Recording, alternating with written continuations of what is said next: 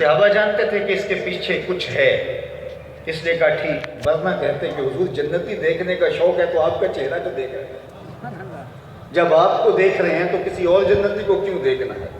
لیکن وہ جانتے تھے کہ حضور نے جو فرمایا ہے اس کی کوئی حکمت ہے، تو کہا جی حضور فرمایا دروازے پہ دیکھو، جو شخص مسجد میں داخل ہوگا وہ جنتی ہوگا۔ تو کہتے ہیں ہم نے دیکھا تو ایک بوڑھا شخص آیا، تازہ آثار وضو اس کے چہرے پہ حویدہ تھے، بائیں ہاتھ میں اس نے جوتا پکڑا تھا، مسجد میں داخل ہوا، بیٹھ گیا، مجلس جاری رہی، اختتام کو پہنچے تو لوگ گھروں کو لوٹ گئے، وہ بھی گھر چلا گیا۔ دوسرا دن آیا، پھر مجلس سجی، پھر فرمایا جنتی دیکھنے کا شوق ہو تو دروازے پہ دیکھو۔ حضرت عبداللہ رضی اللہ تعالیٰ عنہ فرماتے ہیں میں نے دیکھا تو وہی کل والے بزرگ اسی حالت میں تشریف لائے کہ آثار وضو چہرے پہ نمایاں تھے اور بائیں ہاتھ میں جوتا پکڑا ہے۔ اللہ اکبر۔ علماء شارحین نے لکھا ہے کہ جو نیک لوگوں سے چیزیں منسوب ہوں وہ قابل ذکر ہو جاتی ہیں۔ بائیں ہاتھ میں اس کے پکڑے ہوئے جوتے کا بار بار حضرت عبداللہ ذکر کرتے ہیں، مطلب یہ ہوا کہ جن چیزوں کو اللہ کے بندوں کے ہاتھ چھو جائیں وہ ذات کے جوتے بھی ہوں تو قابل ذکر ہو جاتے ہیں۔ اس لیے کسی کے ہاتھ لگ جانا، کسی کے پاؤں میں آ جانا، یہ سعادت مندی ہوتی ہے۔ تو کہا کہ بائیں ہاتھ میں جوتا پکڑا ہے اور وہ آیا۔ تیسرے دن حضور نے پھر فرمایا جنتی دیکھنے کا شوق ہے تو دروازے پہ دیکھو۔ ہم نے دیکھا تو وہی بابا جی تشریف لائے اسی حالت میں، بائیں ہاتھ میں جوتا اور وضو کے آثار چہرے پہ نمایاں، تازہ پانی چہرے پہ محسوس ہو رہا ہے کہ ابھی ابھی تازہ وضو رہتے آئے ہیں۔ بیٹھ گئے، مجلس برخاست ہوئی، لوگ اٹھے گھروں کو پلٹے تو میں بابا جی کے پیچھے چل پڑا۔ میں نے کہا کہ بابا جی میں والد گرامی سے کچھ شکر رنجی سی ہو گئی ہے تو 3 دن آپ کے ساتھ رہنا چاہتا ہوں، مجھے آپ اگر اپنے ساتھ رکھ لیں گے تو آپ کی مہربانی ہوگی۔ اس نے کہا آجو کوئی بات نہیں۔ کہتے ہیں وہ مجھے اپنے گھر لے گئے، چارپائی دے دی، میں بھی لیٹ گیا، وہ بھی لیٹ گئے۔ میں چادر اوڑھ کر کے خراٹے لینے لگا لیکن تھا میں جاگتا۔ میری آرزو یہ تھی کہ میں دیکھوں کہ یہ کیسے نوافل پڑھتا ہے، عبادت کا سلیقہ کیا ہے، کیا کیا طریقہ عبادت کا ہے۔ حضور نے فرمایا جنتی دیکھنا ہے تو دروازے پہ دیکھو۔ 3 دن اسی کی زیارت ہوئی تو کوئی عمل تو ہوگا، تو میں اس کی طاق میں تھا تو میں خراٹے لیتا رہا لیکن وہ بھی سویا رہا، ساری رات وہ سویا رہا اور جم کے سویا رہا، اور صرف یہ کہ جب وہ کروٹ بدلتا تھا تو اللہ کا نام لیتا تھا۔ صبح ہو گئی، میں نے سوچا ہو سکتا ہے میرے لیے اس نے اپنے معمولات ترک کر دیے ہوں۔ کل سے دن گزر گیا، باغ میں گئے، نمازوں کے اوقات میں نمازیں ادا ہوئیں، شام ہوئی تو پھر لیٹے تو پھر وہ سو گئے اور میں بھی طاق میں رہا لیکن ساری رات وہ بزرگ سوئے رہے۔ تیسرا دن بھی ایسے گزر گیا۔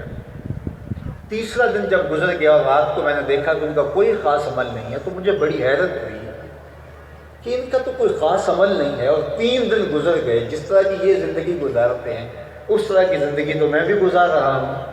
تو حضور نے فرمایا کہ جنتی دیکھنا ہے تو دروازے پر دیکھو، اور تینوں دن یہی دکھائی دیتا رہا۔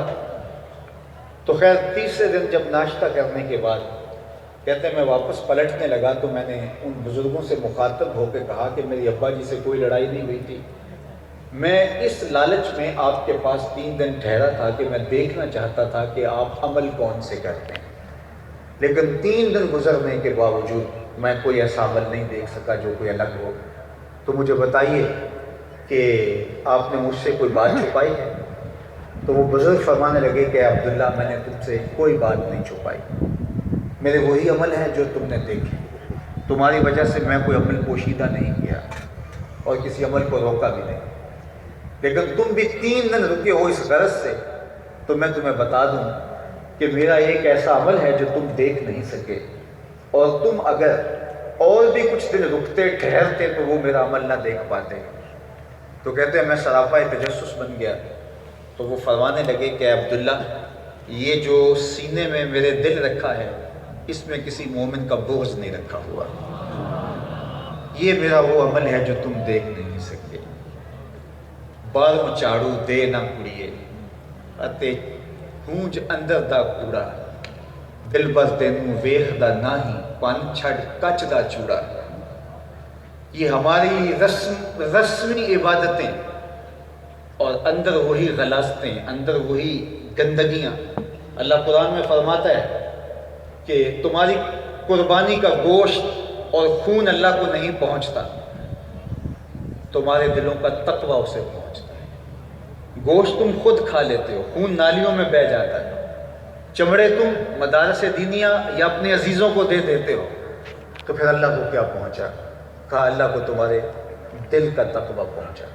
تو جب تک من ہمارا نہیں بدلتا، اندر تبدیلی نہیں آتی، تو باہر کی تبدیلی کوئی معنی نہیں رکھتی۔ تو ہمیں اپنے اندر کو بدلنے کی ضرورت ہے۔ ہم باہر کے لیے تو بہت زیادہ محنت کرتے ہیں۔ آج کسی بھی واش روم میں داخل ہونے کا آپ کو موقع ملتا ہے تو ایسی جنس کی صفائی والی چیزیں پڑی ہوتی ہیں کہ ہم نے پہلے نہیں دیکھی ہوتی۔ نئے برانڈ کی چیزیں وہاں پڑی ہوئی ہوتی ہیں تاکہ اچھی طرح سے آپ اپنے ہاتھوں کو، اپنے چہروں کو اور اعضائے بدنی کو مل کے دھو سکیں۔ تو ظاہری صفائی کے تو بہت سارے سامان آ گئے، لیکن اندر کو صاف کرنا اور من کی صفائی اور پاکیزگی کے لیے ہم نے کوئی اہتمام نہیں کیا۔ اندر میلا ہی رہا، اندر گندا ہی رہا، اور ہم اپنے باہر کو مل کے دھوتے رہے۔ تو میرے رب نے جو نصاب دیا فلاح کا، کامیابی کا، دنیا اور آخرت کی کامیابی کا، قد افلح من تزکا، کامیاب وہ ہوا جس نے اپنے من کو ستھرا کیا۔